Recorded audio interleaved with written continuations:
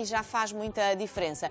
E hoje é Dia Europeu da Insuficiência Cardíaca. Amanhã, desculpem, amanhã. Já estou a pensar que hoje é sábado por causa da coroação. Amanhã é o dia... É muita coisa a acontecer amanhã. Amanhã é um dia cheio. E então, é hoje que falamos da insuficiência cardíaca e temos aqui alguém que pode falar disto na primeira pessoa, porque o Sérgio Fonseca teve um infarto há cerca de 3 anos, em 2020. Estávamos já na pandemia ou não? Estávamos na pandemia. Em plena pandemia. Não era? Ora, damos as boas-vindas ao Sérgio, mas também à Maria José Rebocho. Olá, doutora, como está? Não se importa, vou começar aqui por este paciente, está bem? Para nos contar a história e percebermos o enquadramento aqui, de como é que isto se dá, porque... Os sintomas eram só de uma má disposição, não eram, Sérgio? Só de má disposição. Antes de mais, quero-vos agradecer este convite. É um prazer estar com vocês dois. E nós é um prazer receber sempre os nossos convidados. Bom, relatando assim de uma forma breve, a minha situação foi totalmente inesperada. Começou com uma má disposição no estômago, vomitava e ficava bem, portanto, qualquer coisa comi, aquela associação, comi qualquer coisa, estás estragado. Faço-te um chazinho, não é? Um não chazinho... sei se a sua mulher lhe disse isto ou não. Mas foi, acabou por ser um chazinho. Faço-te um chazinho já ficas melhor. Tínhamos programado, eu moro em Sintra, tínhamos programado um fim de semana no Algarve, no Alvor, e vamos, não vamos, isto foi uma sexta-feira, vamos, não vamos, vamos. Vamos. Foi a conduzir ou não? Fui a conduzir, perfeitamente. Sim, já se sentia melhor também. Já me sentia melhor, portanto estava tudo ótimo. E já se tinha autodiagnosticado, era uma má disposição de alguma coisa que tinha comido. Qualquer coisa, mas há uma coisa a gira, é que eu normalmente não vomito. Quando estou mal disposto, mesmo de sério, aí é que vomito. Pronto, mas não associa na altura. Bom, fomos para baixo, cheguei lá, voltei a vomitar, mas já não com a mesma intensidade, ou seja, já estava a passar. Sim. Passo o sábado fantástico, sem qualquer tipo de falar de má disposição, estava ótimo mesmo. Isto era verão ou não? Estamos a falar no início de julho, portanto já estava aqueles dias de calor simpático. Final do dia, vamos jantar fora, ali naquela, não sei se esquecem, ali na zona do Alvor, aqueles restaurantezinhos simpáticos e tal. Vimos portanto, outra vez para o hotel e volto a vomitar, mas desta vez já não passava.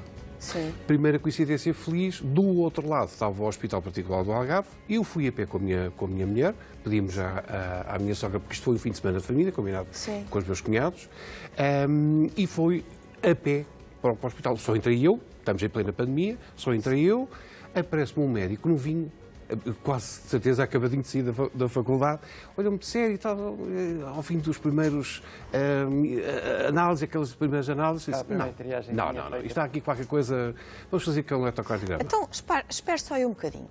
Como é que é? Porque é 1,90 m de gente. É 1,90 m. O peso estava acima do que era suposto na altura? Olha, eu já estava a reduzir, estava em processo de redução, mas vamos falar que eu neste processo todo, desde que foi o infarto até agora, já perdi 20 quilos. Sim. Portanto, mas na altura tinha um bocadinho de peso a mais. Eu tenho 100 quilos agora, 102. Sim.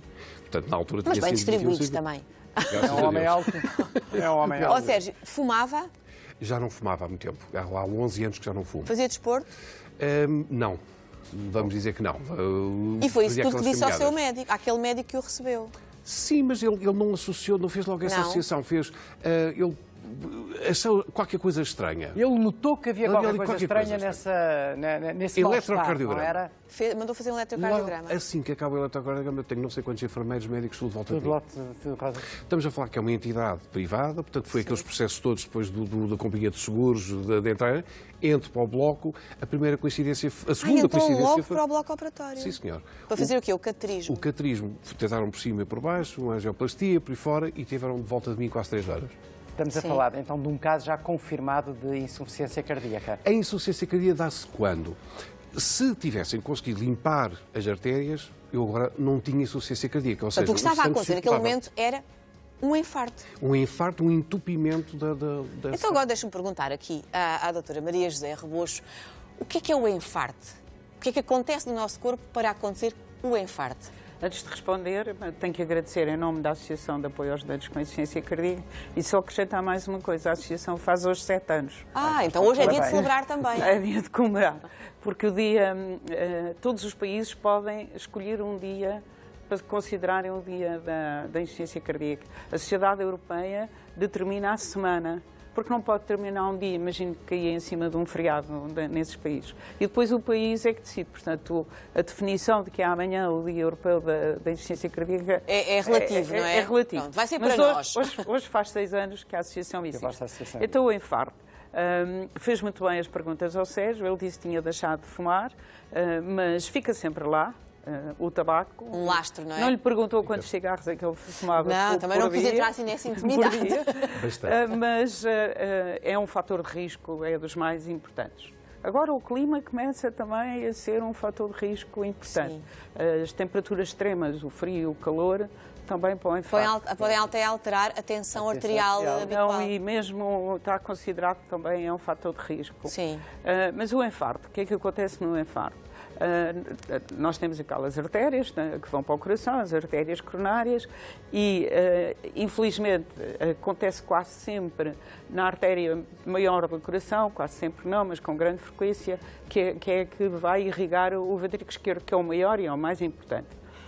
E, portanto, eu costumo explicar quando vou às escolas ou às juntas de freguesia, se cortarem um ribeirinho que vai irrigar um terreno, o terreno começa.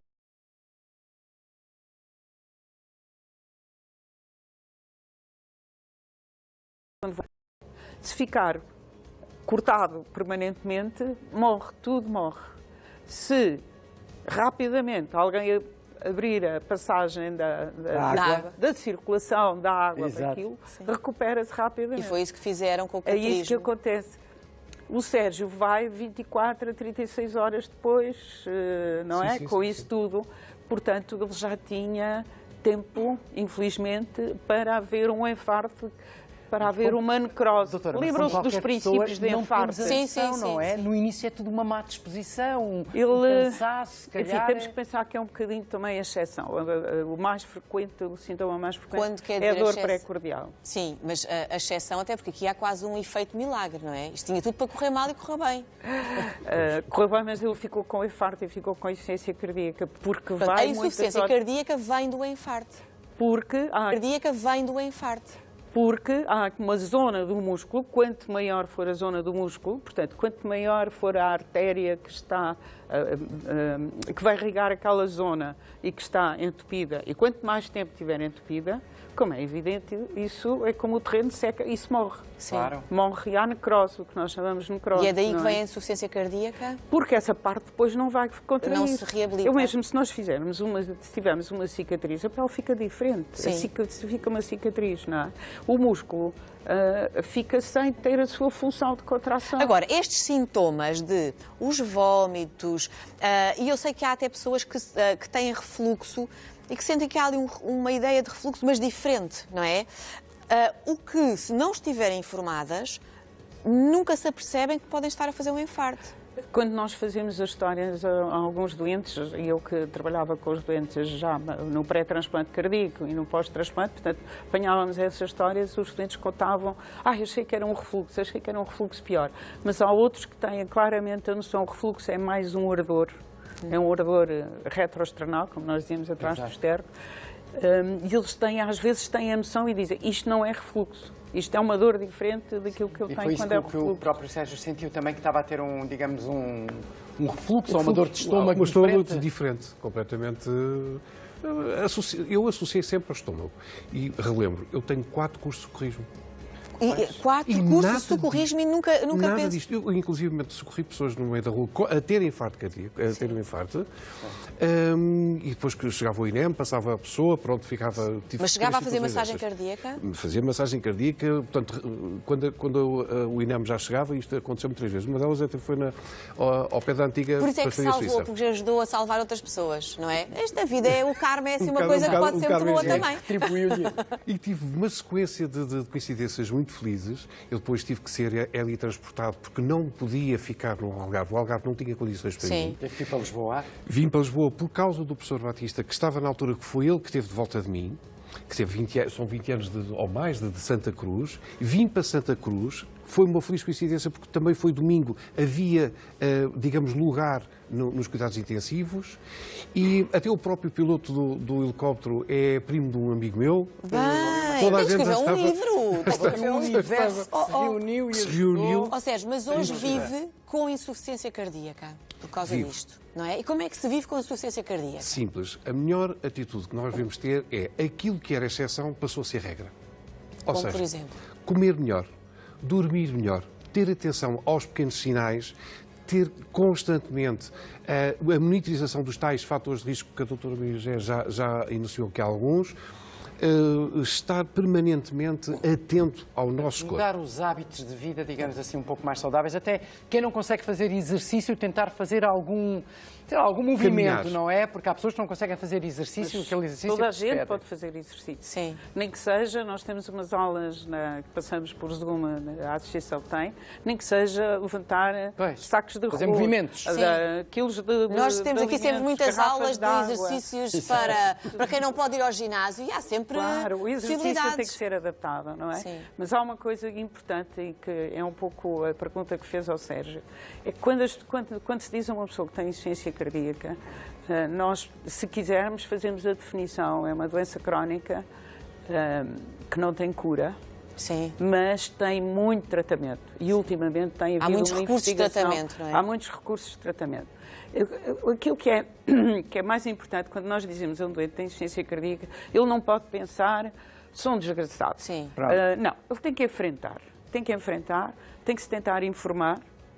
E tem nos Falamos médicos muito e literacia. noutras equipas bons aliados para mudar a vida. E entre doentes é também muito importante o falar, Partilhar, conversar. Conversar. Portanto, informar-se, perguntar quais são as alternativas terapêuticas, perceber toda a medicação que está a fazer, o porquê, que é para alguns medicamentos, principalmente um deles, que já agora lanço, não é? A definição é uma doença crónica, é uma definição da Direção-Geral de Saúde, que está no site do SNS, mas não é tratada como uma doença crónica, como é a diabetes, como é o lúpus, como é a doença inflamatória do intestino. Os doentes só têm a 67% de desconto nos medicamentos. Sim. E se fosse considerada uma doença crónica, tinham 100%. Como a diabetes, 90%, Sim. como as outras doenças, 90%. Olha, Isso só para terminar, porque realmente o nosso tempo em televisão é sempre assim muito escasso, mas ainda ficam muitas perguntas e muitas curiosidades. Tem insuficiência cardíaca quem passou por um infarto ou pode-se nascer ou desenvolver a doença cardíaca, a insuficiência cardíaca, sem ter nenhum episódio destes? As duas causas mais importantes da insuficiência cardíaca é a hipertensão arterial e é o infarto de miocárdio. E, portanto, nós temos que atuar aí numa prevenção, controlar a hipertensão arterial, uma hipertensão arterial de anos não tratada que vai obrigar o coração a fazer um esforço maior. Ou o infarto que fica a tal lesão e o músculo depois não se contrai.